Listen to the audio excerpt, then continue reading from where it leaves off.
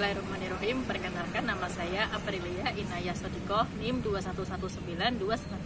Saya akan menjelaskan tentang hukum aksi reaksi amal, yaitu dalam Quran Surat Al-Isra ayat 7. Selanjutnya yaitu A. Hakikat hukum kekekalan aksi dan reaksi. Hukum kekekalan energi mengatakan bahwa sebuah energi tidak dapat diciptakan, melainkan dapat diubah atau berpindah dalam bentuk energi yang lain. Demikian Albert Einstein pernah mengatakan, termasuk dalam kategori energi adalah segala perilaku yang kita kerjakan dalam kehidupan sehari-hari, termasuk langkah yang kita ayunkan, tutur kata yang kita ucapkan, senyum yang kita berikan, bahkan niat yang terlintas dalam hati pun merupakan bentuk-bentuk energi. Hukum Newton yang kedua berbunyi, aksi sama dengan reaksi. Apapun aksi atau energi yang kita berikan pastinya akan menghasilkan reaksi atau balasan yang seperti. Artinya, setiap amal perbuatan yang kita lakukan di dunia memiliki dampak yang akan kembali kepada diri kita sendiri. Rupanya, berbagai hukum fisika yang telah dikemukakan oleh Einstein, Newton, dan para pakar lainnya telah ada di dalam Al-Quran. Bahkan, Allah berulang kali menegaskan bahwa barang siapa yang berbuat kebaikan, apapun bentuk kebaikan itu, maka Allah akan memberikan balasannya. Dan balasan kebaikan itu akan kembali kepada yang berbuat baik. Dengan demikian pula sebaliknya, barang siapa yang berbuat kejahatan sekecil apapun, maka kejelekan itu akan kembali kepada orang yang berbuat jahat. Kemudian yaitu B. Teori hukum kekekalan aksi reaksi amal.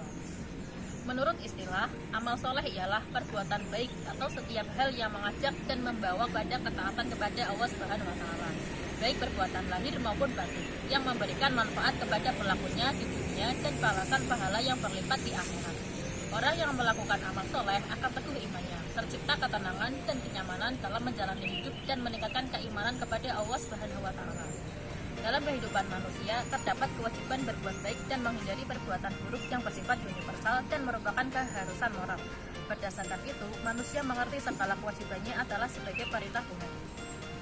Jika kebaikan merupakan dikategorikan sebagai sebuah akhlak, Al-Ghazali mengklasifikasikan dalam 3 dimensi, yaitu dimensi diri, yakni orang dengan Tuhan, seperti ibadah, sholat, kemudian dimensi sosial, yakni masyarakat dan pemerintah dan pergaulannya dengan sesama, serta dimensi metafisis, yakni akidah dan pegangan dasarnya. Tafsir Al-Marohi. Jika kalian berbuat baik, kamu taat kepada Allah dan senantiasa melakukan perintah serta meninggalkan larangannya, berarti kamu memberi manfaat kepada dirimu sendiri. Karena dengan demikian, kamu memberi manfaat kepada dirimu di dunia dan di akhirat. Dan kalau kalian bermaksiat kepada Tuhanmu dan melakukan apa yang Dia larang, berarti kalian menyusahkan diri sendiri.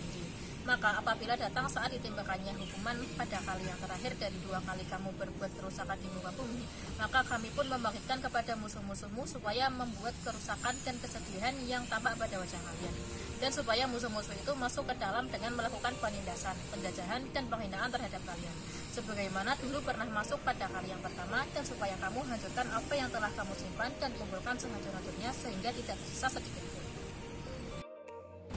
Yang terakhir yaitu D. Analisis hukum timbal balik amal perbuatan. Secara umum, dalam konsep akidah Islam, perbuatan manusia di dunia akan mendapatkan balasan di akhirat. Hukum timbal balik amal perbuatan dijelaskan dalam hadis dari Abu Hurairah radhiyallahu anhu bahwa Rasulullah shallallahu alaihi wasallam bersabda, barang siapa melepaskan kesusahan seorang muslim dari kesusahan dunia, Allah akan melepaskan kesusahannya pada hari kiamat. Barang siapa memudahkan seorang yang mendapat kesusahan, Allah akan memudahkan urusannya di dunia dan di akhirat. Dan barang siapa menutupi aib seorang muslim, Allah akan menutupi aibnya di dunia dan di akhirat. Dan Allah selalu akan menolong hambanya selama ia menolong saudaranya.